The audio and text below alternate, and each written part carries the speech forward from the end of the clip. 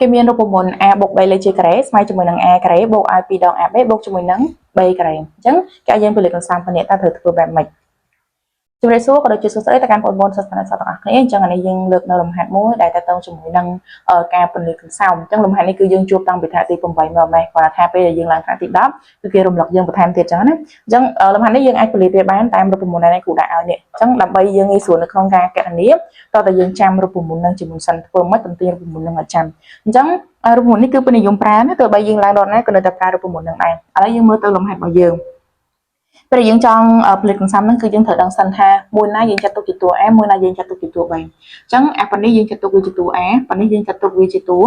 B អញ្ចឹងយើងគ្រាន់តែជំនួសវាទៅតាមរូបមន្តដែលគេដាក់មកអញ្ចឹងអានេះ A បូក B លើកជាការ៉េវាស្មើនឹង A ការ៉េ A ការ៉េគឺអាណាគឺនេះម្ដុំនេះលើកជាការ៉េនេះម្ដុំប៉ុណ្នេះ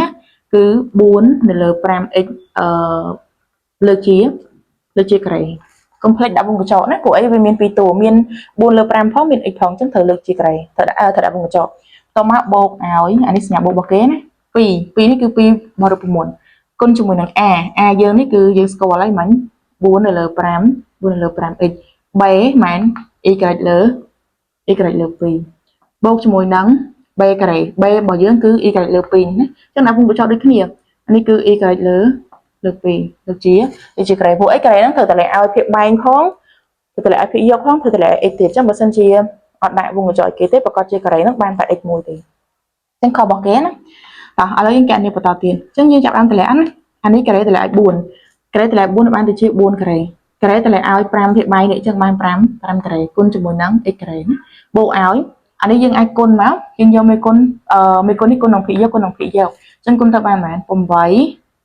8 x y ការ៉េអានេះ2គុណជាមួយនឹង4បាន8គុណនឹង x គុណនឹង y បាន 8x y ការ៉េណាទៅលើភាពបាញ់របស់យើងគឺគុណចូលគ្នាដូចគ្នា5គុណនឹង2គឺបាន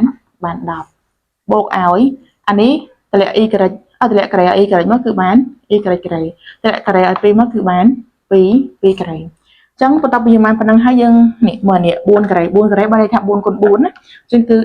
16អានេះ5គុណ5គឺ20 25អញ្ចឹង16លើ25 x ការ៉េអានេះចង់សម្រួលពីលើឲ្យហើយមកក៏បានដែរណា2នឹង2នេះចានេះសម្រួលនឹង2មកគឺនៅសល់4 x y ការ៉េនៅលើ5ដល់ពេលនេះមានអីសម្រួលអត់ទេអញ្ចឹងយើងនៅសល់ y ការ៉េនៅលើ2ការ៉េនេះគឺ4អញ្ចឹងចម្លើយរបស់យើងពេលយើងផលិតកន្សំនឹងទៅតាមរូបមន្តគឺចម្លើយវាស្មើប៉ុណ្នេះបើមានអីសម្រួលត្រូវសម្រួលទៀតណាដូចសម្រួលមេគុណអីហ្នឹងគឺយើងអាចសម្រួលបានតែលំហាត់នេះចាប់តាមប៉ុណ្ណឹងណាអញ្ចឹងបើសិនជាមានចម្ងល់អាច comment សួរបានហើយសម្រាប់បងប្អូនដែលចង់ហ៊ានប្រព័ន្ធបន្ថែមទៅនឹងមុខវិជ្ជាភាសាខ្មែរគណិតហើយនឹងរូបអាចទំនាក់ទំនងមកតាម Telegram របស់គ្រូបានអរគុណ